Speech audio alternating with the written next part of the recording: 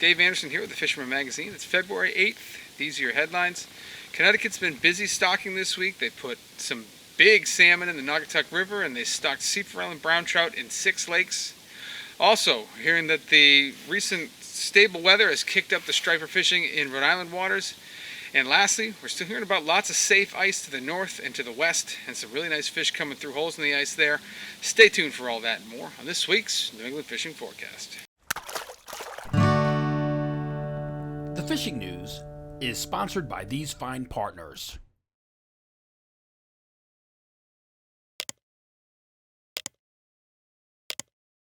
For more than 20 years, anglers everywhere have come to know one thing, that nothing says no to fish bites.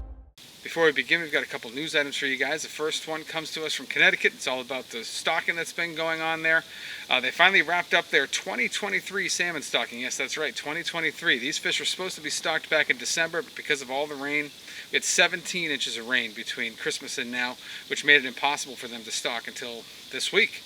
So, in the Naugatuck River, they put in 60 salmon between 10 and 15 pounds. Those are big fish. Some of them are in the Beacon Falls section, and the others are in the Campville section, and they will be stocking some parts of the Shettucket River sometime in the next week or so you can look for that as well. In addition, they stocked 6 ponds with sea forel and brown trout this week. I got the list right here, just give me a second. They did Cedar Lake, East Twin Lake, Mashapog Lake, Crystal Lake, Black Pond, and Squance Pond. They didn't give any numbers or sizes, but these are 3-plus-year-old fish, so you know that they're on the larger size, probably 4 or 5 pounds or better. And these fisheries, or these stocked fisheries really do a lot to get people outside fishing in the wintertime. So I really love to see that. And, in the case of the salmon, a 10 to 15 pound salmon, that's a significant fish and would be something I think you'd remember for the rest of your life. So very, very cool things going on there. The other thing, of course, is the giveaway, and that's ongoing. I'm going to wrap this one up on April 24th. And I finally decided what we're going to give away. I got these up on the screen here. I'm building these. This is called a Connecticut Yankee dual action swimmer. These were made back in like the 50s and 60s. And as far as I know, I haven't seen anybody else make them since then. And decided to do something cool. So, whoever wins this thing is definitely going to be the only person fishing with those things in the area. So, who knows? Maybe it'll be a secret weapon for somebody. But you guys know the drill by now. You just got to take a picture of you holding your fish and send it to me at danderson@thefisherman.com or text it to the number on the screen. And the only stipulations are, again, that it has to be recently caught and it has to show you with your fish. So get those into me, and you got a while to get them in. But by then, we'll see who wins. And now we'll move over to the reports. We'll start things off with the freshwater synopsis. A little bit of a tough week collecting reports. A lot of what I was hearing was coming from west and north from ice fishermen. So, ice fishermen are a different breed. They, when there's safe ice, I feel like they just put their lives on hold and just go fishing, which is great. Kind of reminds me of surf fishermen in that way. But so these guys have been traveling north, and they've been doing very well. I heard from Will Walker from 401 Plugs. He went up all the way to Champlain, and they had a great weekend. They got a bunch of pike up to 38 inches. They jigged up a bunch of nice perch. And overall, he said, between them and then the people around them, the fishing was very, very good, and lots of nice pike coming to the ice up there. So that's one thing that we're hearing about. Down inside Massachusetts, out in the western part of the state, saw some really nice largemouth come through the ice over the last week. Also saw a couple big pike come through the ice over the last week. And then, you get, all along the northern border of Massachusetts, and of course, crossing up into the northern states there, there's walkable ice in most areas, especially if you get into these valley ponds. So you can find pretty good fishing out there. And pretty much everyone I talk to that goes out on the ice says that the fishing has been really good this year. So maybe it's just the fact that we haven't had safe ice until more recently. I don't know, but the bite overall has been very good for ice fishermen. You get down toward coastal areas, from Massachusetts, Rhode Island, and Connecticut. You're not seeing any safe ice there, and it doesn't seem like as many people are rod and reel fishing right now. Hard to guess why. Maybe just because it's so cold and so windy, but whatever it is, the few guys that are going seem to be mostly targeting trout, and the action has been very good. Out on the Cape, hearing about guys. When I say very good, I mean very good for February. I should clarify that. Guys are working for them, but they are catching fish. The guys that are going out there and trying are catching fish, and that's sort of the takeaway there. So out on the Cape, a lot of guys are fishing live bait. They're inflating night crawlers and floating them up off the bottom, or fishing shiners. A few guys are doing it with lures. Then you get out, into Rhode Island. We've got a lot of recently stocked ponds in Rhode Island, so the bite has been a little bit better there for the guys throwing lures. So you're doing well with, tins and cast masters and jerk baits and things like that. And then out in Connecticut, we've got, all kinds of different options there, from the rivers to the ponds, to the sea forellins, to the Atlantic salmon. So there's a lot of different ways to get it done out that way. And again, the guys that are going and putting in the time are finding some fish. Last thing, of course, the Connecticut River is a really good place to fish at this time of the year. You've got even though we have no ice, there's still a lot of options out there, and for whatever reason, rod and reel anglers really don't seem to take advantage of it till much later in the wintertime or into the early spring. And that's something that's always kind of perplexed me. I can't figure that out. But there's not a whole lot to sort of pull out of the freshwater synopsis this week. It's more just sort of illustrating that there's a lot of fish being caught. The only limitation is you and your willingness to get out here and realize that it's not all that cold out. So get out there and give it a try. Moving over into the regional reports now, we'll start things off with James Jewkes. Just out here before work, catching the last ice before this weather comes in. It's supposed to be 50 later in the week. Where I am right now, we got 4, maybe 5 inches of ice, which is okay for this place. By the end of the week, though, it could be sketchy. But anyways, do a little jigging, put a couple of traps out with the leftover shiners. Good to go. Over the weekend, I was out. We went a little bit north, found some browns, brooks, yellow perch, pickerel, and the one brown trout I have was probably 18, 20 inches. I may have squeaked 3 pounds, but not sure about that. And the rest of the report up here is pretty good. Saturday we had that high pressure roll in, that big bluebird sky. That always makes it a little tough, but if you're stuck with it, you found some fish. There's just about all kinds of species that you can catch.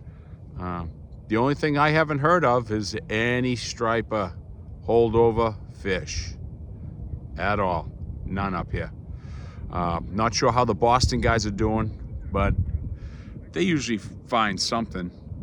Of course, they put in a lot of work to find those things in the holdover. But anyways, Dave, that's it from up here. The fishing's been good. The ice is solid. Just everybody be careful at the end of the week when this weather warms up, and enjoy yourselves.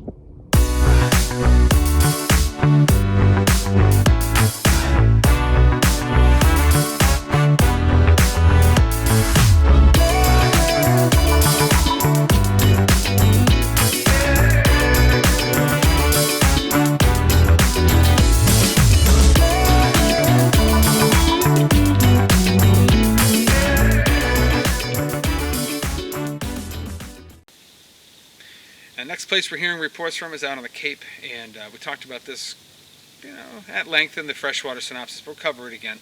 The freshwater fishing on the Cape has been pretty decent. The trout fishing has definitely been leading the way. I have heard from a few guys that are smallmouth fishing. For whatever reason, over this last week, the bite has slowed down a little bit. Might even be the fact that the weather's a little too stable right now. A lot of the best action for largemouth and smallmouth actually out on the Cape was happening ahead of these storms that we kept having over the last month or so. And since things have leveled off a little bit, the bite has leveled off too. Not so great, but still fish being caught. Just a lot of finesse fishing and a lot of time between bites. But that is an option out there.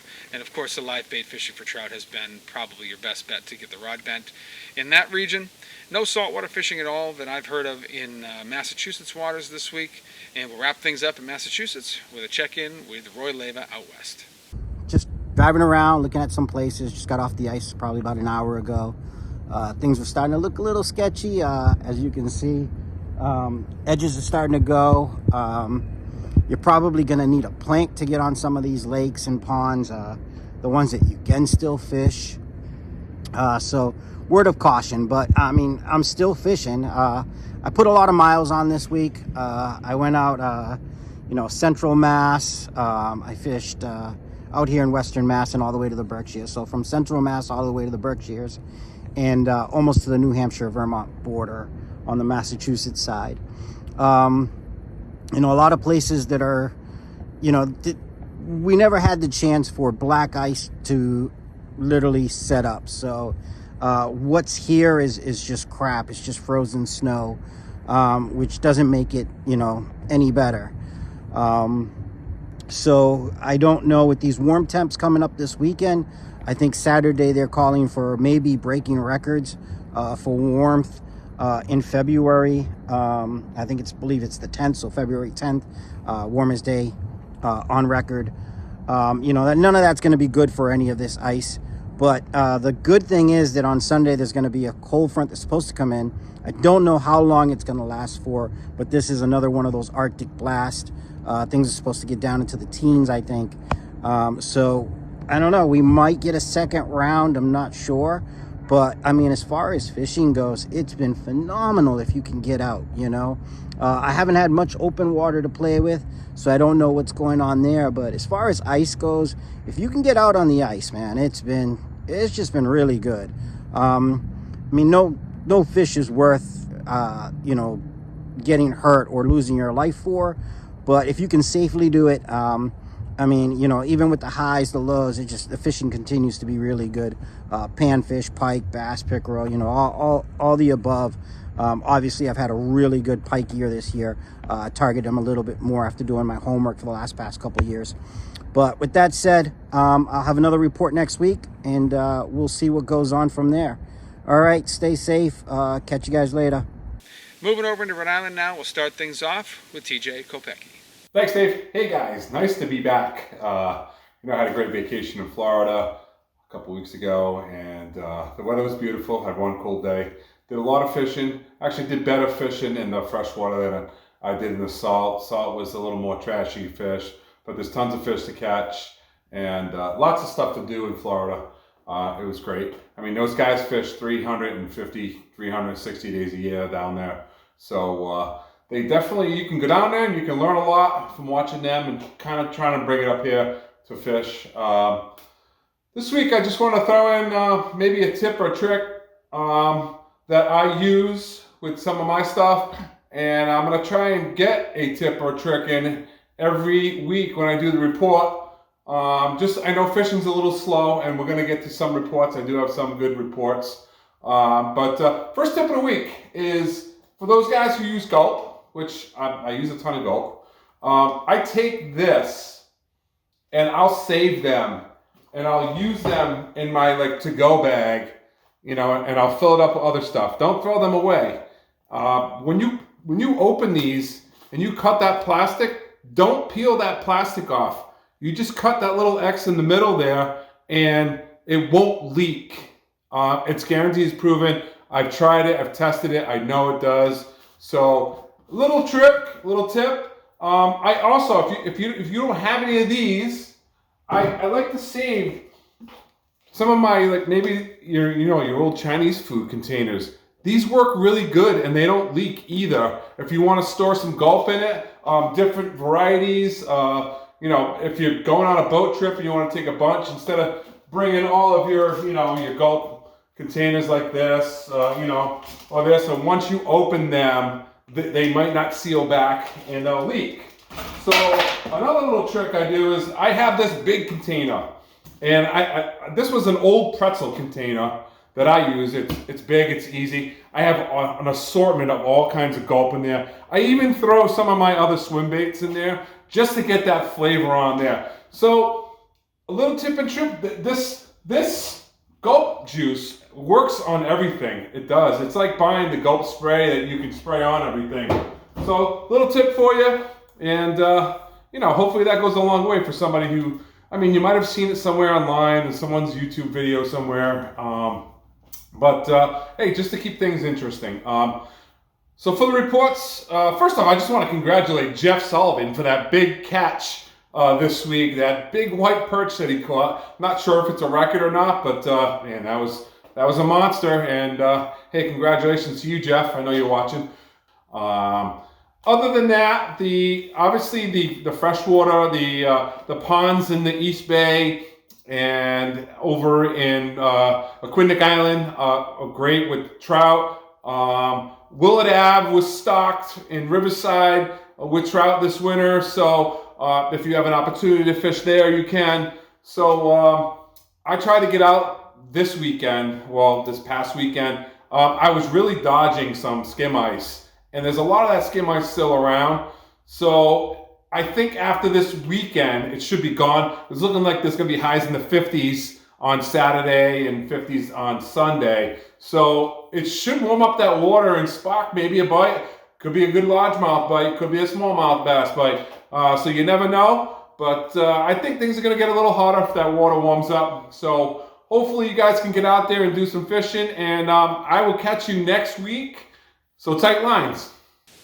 Now, something we are hearing about this week in Rhode Island is a little blip in the, a little uptick in holdover striped bass activity in Rhode Island. Now, Rhode Island's not like Connecticut. We don't have a Housatonic River. We don't have a Connecticut River, So these fish are holed up in the salt ponds. They're up inside some of the tidal estuaries or the tidal rivers in deep holes, up in coves in the bay or whatever. So the guys that, know where these fish are not so willing to share exactly where they're getting it done. But the one thing I have been able to glean from the people I've spoken to is that these fish are suspending right now and they're schooled quite tightly. So it's more of a boat and kayak thing than it is a shore thing, although I'm sure some shore guys are getting in on it. But it really helps to have electronics this time of year. You can drive around, find a school of fish, and even when you find them, it doesn't mean you're going to catch them because, it's February. This is the time of the season where we're going to have the coldest water we see all year.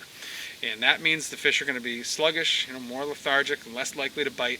It's also going to mean that you're probably going to find bites in in bite windows or tide windows. So it's either going to be a change of the tide that turns them on, maybe it's going to be a change in the light, like right at last light, or maybe it's going to be that time of day when the sun comes out, breaks through the clouds, and just penetrates the water column a little bit more, warms things up a little bit, and gets these fish to bite. But above all other things, whether they're suspended or sitting right on the bottom, and a lot of these fish have been suspended lately. Whether they're in 25 or 60 feet of water, it doesn't matter. They're staying in a certain layer of the water column. But the thing that's going to make the most difference is your presentation, and you really want to offer them a finesse presentation at this time of the year. That means downsizing everything from your rod and reel to the pound test on your braid. If you're usually using 25, you're going to want to go down to like 10. And I know that seems counterintuitive to fish for striped bass with 10-pound braid, but it's going to dramatically reduce the amount of water drag on the line. And that's going to mean that your presentation is just so much better because you're going to get it down. Your bait's not going to be scoping out of the school. And honest to God, you're better off not working the lure so much. You're going to want to almost dead stick it. You're going to want to let the water and the movement of the boat dictate how the lure moves more than you do. Sometimes that doesn't work and you do have to do a little bit more, quote unquote angling.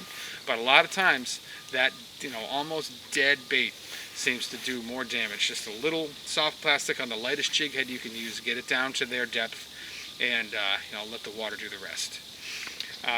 Another thing that we're hearing about is some guys starting to go out and do a little bit more prospecting for largemouth bass. This is a good time of year to get a really big one with a big swim bait or a jig and peg or something like that.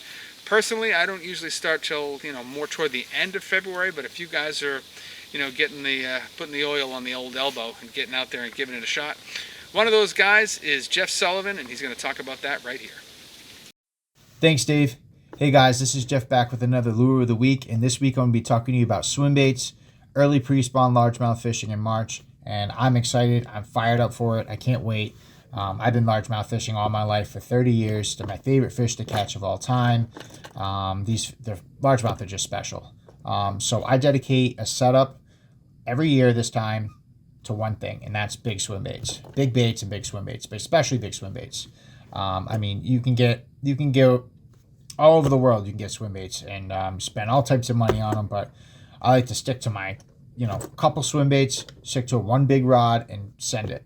So this time of year, obviously, I have the Huddleston in my hand. This Huddleston is, man, it's a can-all be-all. There's many sizes of them, many presentations, bluegills, trout, herring, olive over white, whatever to match your forage in your lake or pond. But here in Rhode Island, I like to use yellow perch this time of year, especially in March. The perch spawn March. They spawn first before the bluegill, and bass love to pick on these. This is called the vortex tail. It's a big boot tail that pushes a lot of water. It makes a lot of disturbance inside the water. And bass like to key in on that, and they just freaking choke on it. You got your weedless Kitex, so in case you got to throw around grass mats, I mean, you really can use this all year round, but any of these baits you can use year round, so you don't have to use them in spring, but I like to use them in spring. So you got your weedless presentations, big Kitex, and then you got your NLBNs. As you can see, this one's been beat up on multiple times by big bass. They like to chew on them. NLBNs are awesome choice, especially in the striped bass community, in the saltwater community. I mean, NLBNs work in Florida, California, I mean, all over the world. These things, they're just awesome. Or bigger baits. You can throw big pike baits if you want for largemouth. It's up to you. I mean, the opportunities are just endless. Like I said, it's easy to get overwhelmed, but don't get overwhelmed. Find what you're confident in. You're going to have a lot of time. You're going to be thinking you're wasting, but you're really not. Could happen any cast. There might be days or weeks you might not get any bites, but the next day you start getting 3, 4, 5 bites. It could happen. You just got to put in the time, put in the work, and you'll get rewarded. So I want to talk about a little bit about my rod and reel setup. So my reel, I have a Penn Squaw, low profile, 6:2 to 1 gear ratio with a power handle, and 50-pound braid Power Pro to FG knot. You can do a uni-to-uni or Alberto knot. I just use FG knot to a 30-pound fluorocarbon leader. I use the fluorocarbon strictly because I'm throwing around docks. I'm going to be throwing around boulder fields, tree limbs, logs, stuff like that. Some nasty stuff. So you want to be able to have line to really fight against the abrasive resistance, and that's your fluorocarbon. So yeah, that's my line setup. I use the power handle because it just feels better. I don't have this other knob in the way of my hand, so I have this one handle. It's nice for cranking power. It's not too fast. It's not too slow. It's just right. So it's just enough speed to pick up line for if I want to use this for frogs, or if I need to really zip a bait really out there, I need to pick up line if I get blown up on. It's a really handy speed to have at 6:2 to 1, especially for this presentation. So my rod setup is a Daiwa Fuego 7.6. It goes up to a 1/2 ounce to 3 ounces. It's a heavy, so you got to make sure you have the right rod for what you're throwing, because if you don't, it's going to be a bad day. You'll break rods, you'll break line, your presentation will be out of whack. So you got to make sure this is like the actual dedication you have to put in to put your baits with your line and your reel. Everything has to be perfect, because if it's not, it won't work. And especially if you're putting on all this time, to go out there 7-8 hours a day chucking 3-ounce swim baits, you want to make sure everything's right. So when you do get that chance and that time where you get bit, you want to make sure it's correct. So yeah, Daiwa, this has heavy, so I can really put the pressure on the fish, if it's way out there, and really drive that hook set in. But with swim baits, you don't want to just, and jaw jack them.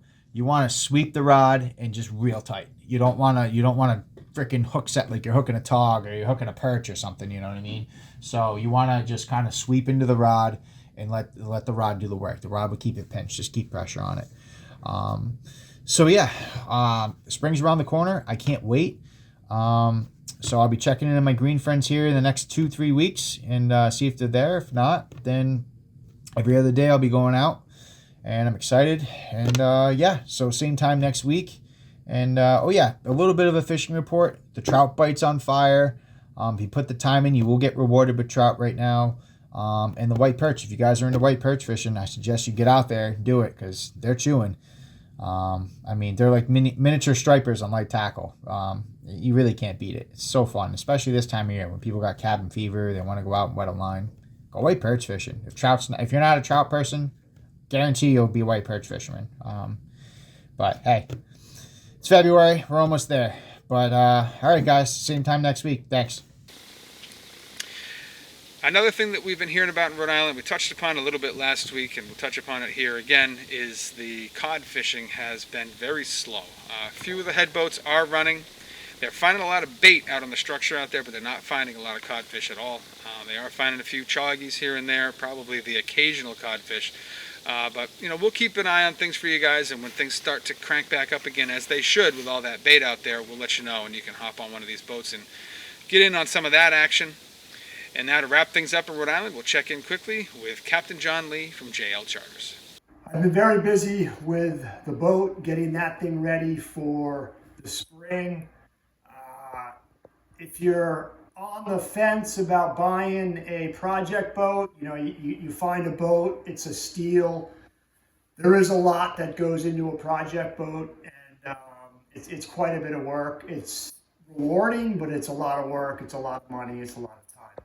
This winter, I'm putting new tanks in, fuel tanks. This boat I bought came from the Gulf of Maine, 1977. It had tanks in the gunnels called saddle tanks.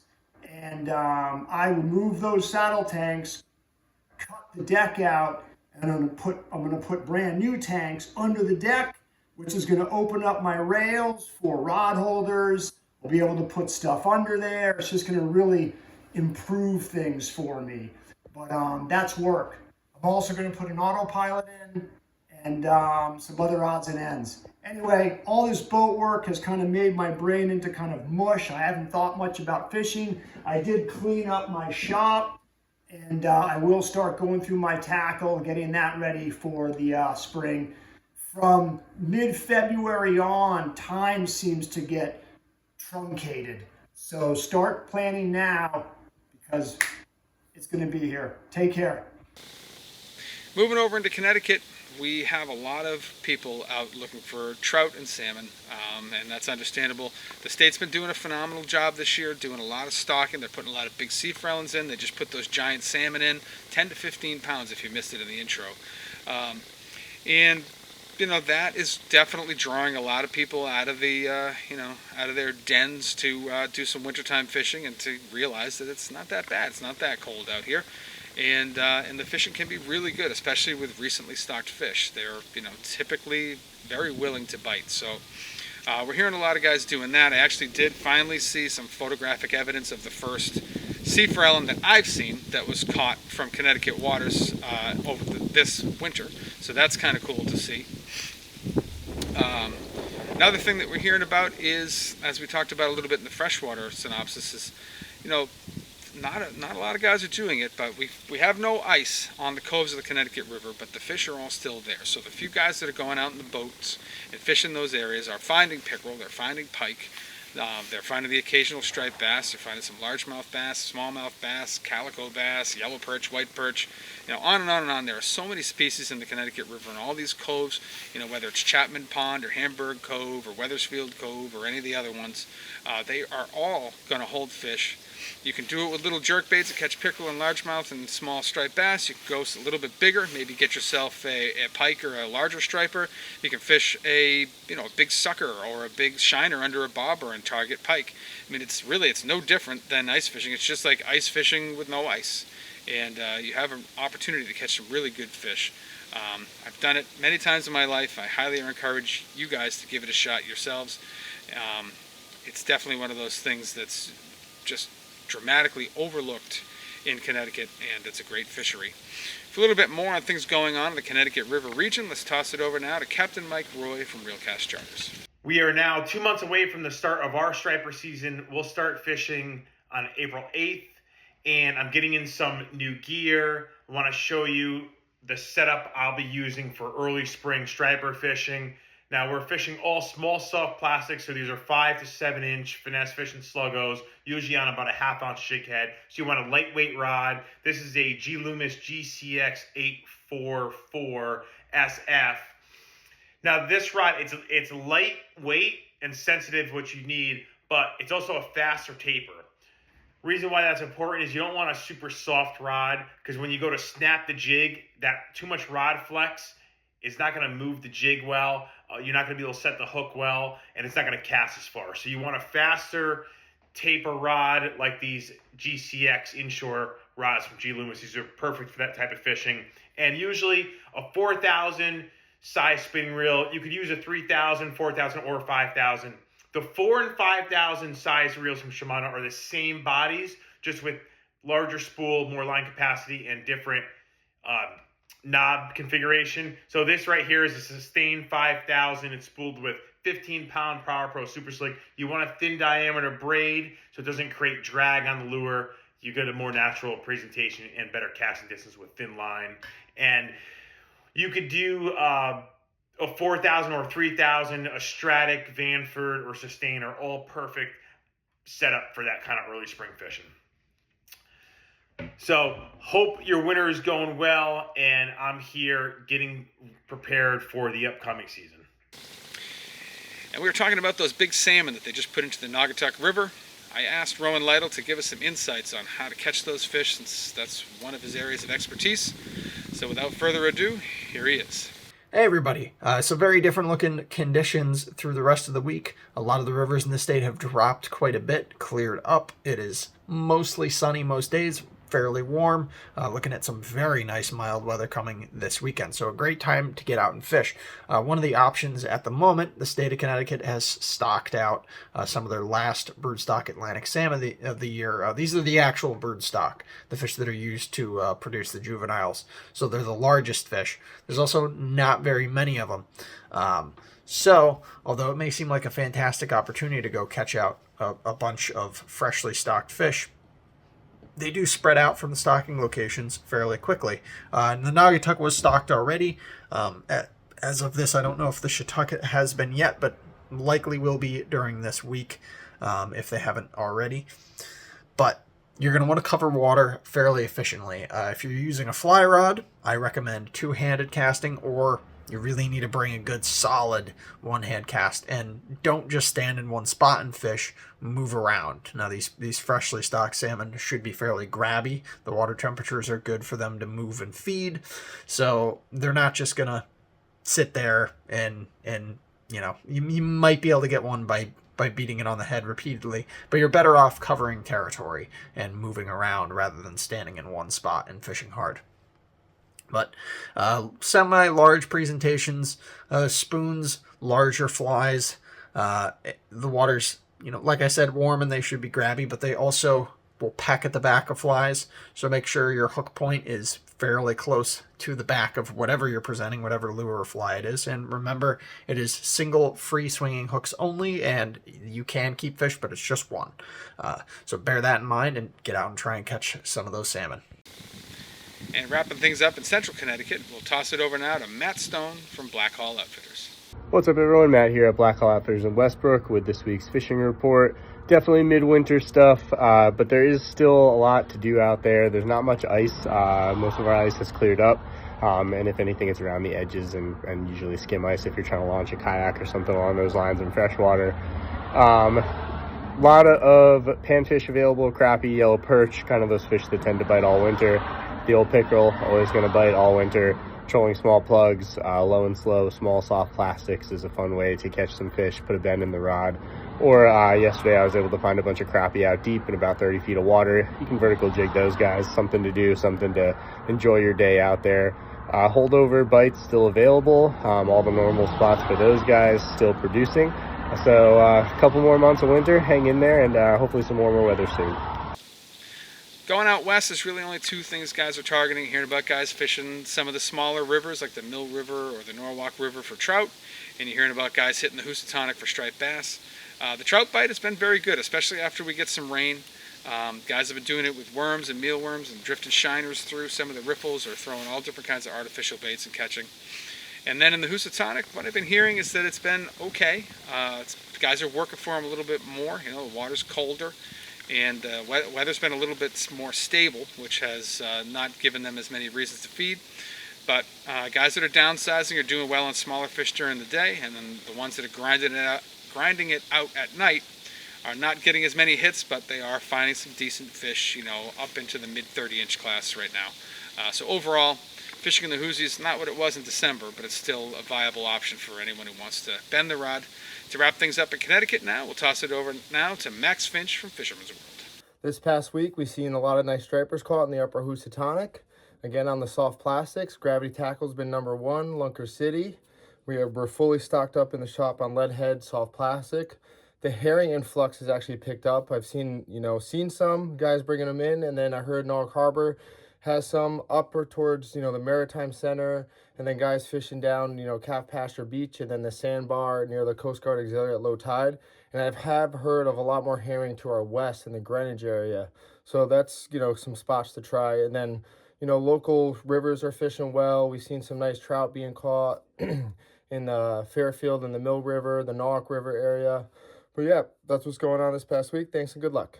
And to wrap up the fishing reports, we're going to take a flight down to Costa Rica, down in Quepos, and check in with Jackpot Sport Fishing. Hey guys, how's it going? This is Ben Gilmour from down here in Costa Rica at the Marina Pez Vela with this week's fishing report. Guys, the inshore fishery here right now has been really, really strong. We had some wonderful roosterfish over the past week or two. Just the other day, we had the Roosterfish Tournament of the Year, the Marina Pez Vela Roosterfish Rodeo. Thankfully, my boat, Good Day, was lucky enough to win the tournament. We caught 8 stunning roosterfish up to almost 40 inches. So a really, really solid day for us, some really happy anglers. And we tagged a bunch of those roosterfish for the Grey Fish Tag Research Program. At the offshore reefs, we've had some Cubera snappers, mullet snappers, and lots of action with fish like jacks and amberjacks as well. Close to the rivers, there's been some triple tail and some beautiful sized snook also. The sailfish bite offshore has been good. Some days getting up towards double digits, 10, 12, 14 sailfishes a day on the better days. And there's been a few blue marlin and a couple of striped marlin and black marlin out there as well. Guys, check us out here in Costa Rica. This is Ben Gilmour. Would love to see you down here fishing with us at the Marina Pez Vela. Back to you. That's what I have for you guys in the reports this week. Hopefully it's going to inspire you to get out there. If anything, get out there, try to catch a fish and get in on the contest and win that plug. I think that's going to be a conversation piece if nothing else, but it'd be a cool plug to fish. And you can read all about that plug in the March edition of the Fisherman when it comes out next month, so keep your eyes open for that as well. If you're not a subscriber to the Fisherman, I highly recommend you head over to our website. It's going to give you a full taste of everything we cover. We cover all the fishing from Delaware up to Maine, and all fishing disciplines that you can think of, from fly fishing to offshore, from surf fishing to freshwater. It's all covered. If you're still not convinced after looking at that, at the very least, give us a like and subscribe here on YouTube, and hit that little bell thing down there so you get a notification every time we post something new. Appreciate you guys for watching, and we'll see you next week.